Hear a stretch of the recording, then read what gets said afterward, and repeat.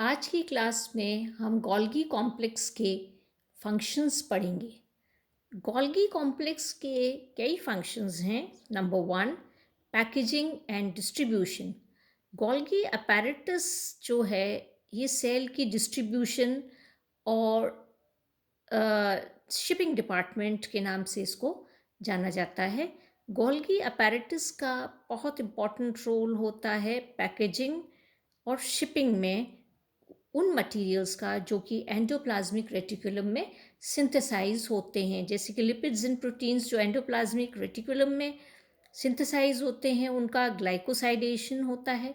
Glycolipid या glycoproteins बनते हैं गोल्गी कॉम्प्लेक्स में, और फिर उनकी पैकेजिंग होती है और in the form of secretory vesicle, और फिर उनका ट्रांसपोर्टेशन या डिस्ट्रीब्यूशन होता है टू अ पर्टिकुलर साइट। या हम इसको कहें कि सेल का इसको पोस्टल सिस्टम भी कहते हैं, क्योंकि ये सॉर्टिंग करता है मॉलिक्यूल्स की और उनको उनके डेफिनेट लोकेशन या डेस्टिनेशन तक भी उनको पहुंचाता है। नेक्स्ट फंक्शन जैसे इसका हम सिस्टम देखें तो आर या एस में प्रोडक्ट सिंथेसाइज होते हैं, गोल्गी में ट्रांसपोर्ट होते हैं, गोल्गी से सिक्रीटरी वेसिकल बनती हैं, फिर प्लाज्मा मेम्ब्रेन, और फिर ये बाहर की तरफ भेज दिया जाता है। तो ये इसका डिस्ट्रीब्यूशन है। फिर कार्बोहाइड्रेट का synthesis. Golgi complex main agency है सिंपल शुगर से कॉम्प्लेक्स कार्बोहाइड्रेट्स बनाने की, और जो कॉम्प्लेक्स कार्बोहाइड्रेट्स जैसे कि म्यूकोपॉलीसेकेराइड्स, म्यूकस सिक्रेटिंग सेल्स जो एपिथेलियम की होती है, उनका बनना इसका एक एग्जाम्पल है। थर्ड फंक्शन है formation of acrosome. Golgi complex का बहुत इंपॉर्टेंट रोल होता है एक्रोसोम फॉर्मेशन में। स्पर्म के हेड पर जो एक्रोसोम पाया जाता है उसके लिए बहुत उसमें उसका बहुत इंपॉर्टेंट फंक्शन होता है।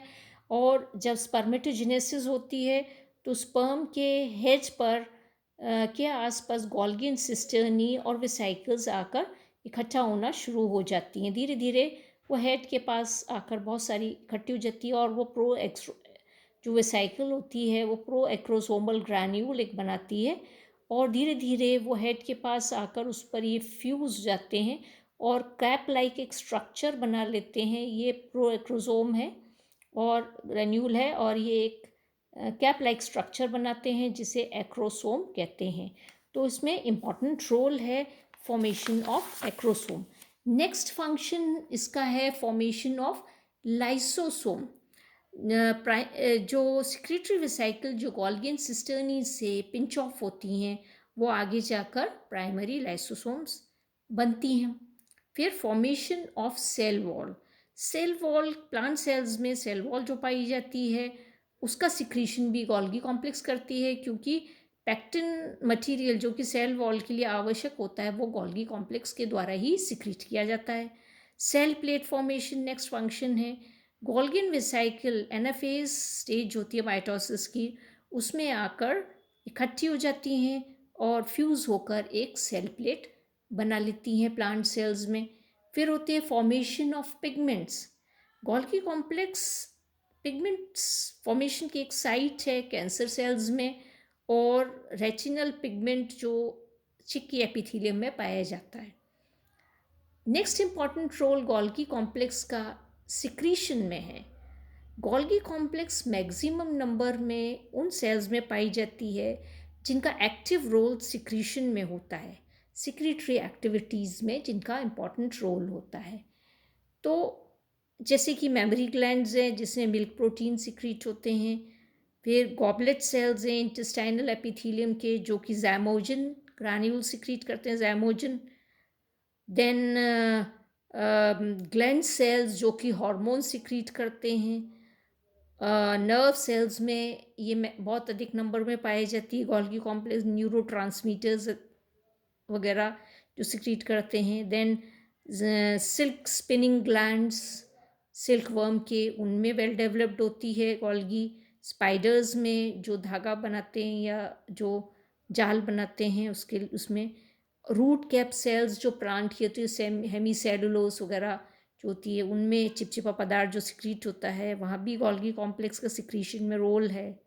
फिर म्यूकस सिक्रीटिंग सेल्स जो होते हैं, ग्लैंडुलर हेयर्स जो पिचर प्लांट में होते हैं, उनमें भी जो सिक्रीटरी एक्टिविटी है वो गोल्गी के वजह से ही होती है, due to the number of Golgi complex which are present there. फिर ओरिजिन ऑफ गोल्गी कॉम्प्लेक्स किससे ओरिजिनेट होता है, किससे बना है? तो एक होता है कि एंडोप्लाज्मिक रेटिकुलम से बना है, जैसे कि हमने बताया था पहले आपको कि ट्रांजिशन वेसाइकल्स जो होती हैं वो उससे बनती हैं, एंडोप्लाज्मिक रेटिकुलर वेसाइकल्स होती हैं वो, और वो आगे जाके जो सिस रीजन होती है उस पर जाकर वो वेसाइकल्स फ्यूज़ होकर गोल्गी सैक्यूल्स बना लेती हैं। न्यूक्लियर मेम्ब्रेन से इसका ओरिजिन बताया गया है, और न्यूक्लियर मेम्ब्रेन के इवेजिनेशन से या उसकी ब्लैबिंग से जो छोटे छोटे वेसाइकल्स बनते हैं, फिर उनके फ्यूजन से वो गोल्गी सैक्यूल्स बन जाते हैं या गोल्गी सिस्टर्नी बनती हैं।